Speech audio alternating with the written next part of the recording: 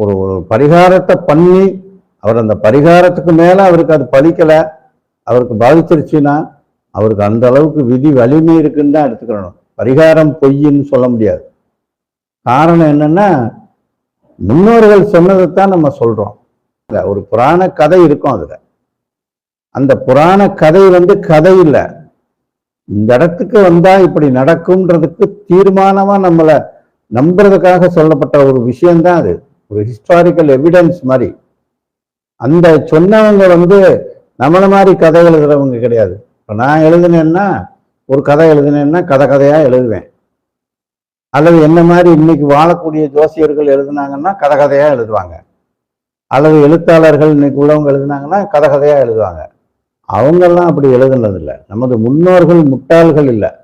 அவங்கெல்லாம் மக்கள் வாழணும், சுபிட்சமா இருக்கணும்னு சிந்தனை பண்ணவங்க. எல்லாரும் செத்து போயிடணும், இந்த மக்கள் பூரா அழிஞ்சிடணும் அப்படின்னு எந்த ஒரு மகானும் முன்னோர்களும் அவங்க நினைக்கல. இன்னைக்கு நம்ம அதெல்லாம் நிறைய மாற்றி அமைச்சிருக்கோம். அது வேற விஷயம்.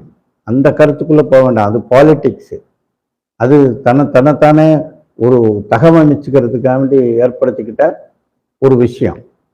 அந்த மாதிரிலாம் அந்த காலத்துல நினைக்கல. எல்லாரும் மனுஷன், மனித இனம் சுபிட்சமா இருக்கணும், இந்த ஜாதி நல்லா இருக்கணும், அந்த ஜாதி நல்லா இருக்கணும், இந்த இனம் நல்லா இருக்கணும் அப்படின்னு யாரும் தன் ஜாதியவோ தன் இனத்தையோ சொன்னவங்க இல்லை. அதுல ஒரு ஊடால ஒரு புராணத்தை பூத்தி இந்த ஜாதிகாரன் இப்படி இருந்தேன் அப்படின்னு சொல்றதெல்லாம் பொய். அதெல்லாம் ரொம்ப சமீபத்துல வந்த கதைகள். ஒரு 500 ஆண்டுகள் 1000 ஆண்டுகளுக்குள்ள வந்த கதை பூராமே முக்கால்வாசி ஃபேக்கா தான் இருக்கும். பெரும்பாலும் ஃபேக்கு தான். பல்லாயிரம் வருடங்களா இருக்கு நமது புராண நூல்கள். அதெல்லாம் மிகப்பெரிய ஒரு பொக்கிஷங்கள். அவற்றை பாதுகாக்க வேண்டும், தேடி பிடிச்சு பாதுகாக்கணும். ஓலைச்சுவடிகள்ல இருக்கு எல்லாம். அதனால அதுல சொன்ன விஷயங்களை தான் நம்ம நம்பணும். இந்த மாதிரி நவக்கிரகத்துக்கு, ஒவ்வொரு கிரகத்துக்கும் ஒரு ஒரு ஸ்தலம் இருக்கு. அது மாதிரி ஒன்னொன்னுக்கும் ஒரு ஒரு பிரமாணம் இருக்கு. ராமாயணமும் மகாபாரதமும் தான் இந்துக்களுக்கான பிரமாண நூல்கள்.